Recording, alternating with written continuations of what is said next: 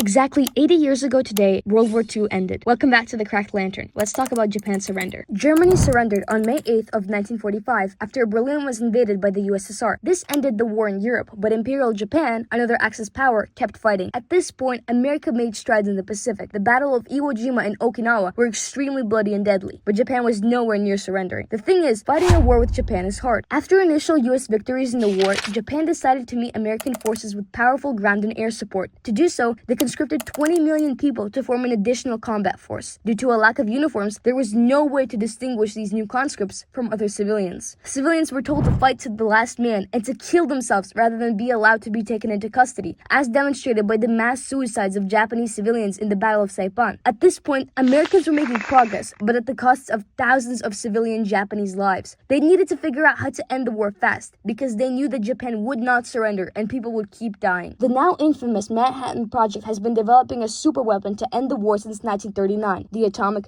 bomb, which targeted two cities, Nagasaki for its industrial value and Hiroshima for its military value. The first bomb was dropped on Hiroshima on August 6th. The second was dropped in Nagasaki 3 days later. On August 8th, the USSR declared war on Japan and began to invade Manchuria. The USSR's declaration, coupled with the atomic bombs, led to Japan surrendering and ending World War II for good. See you tomorrow.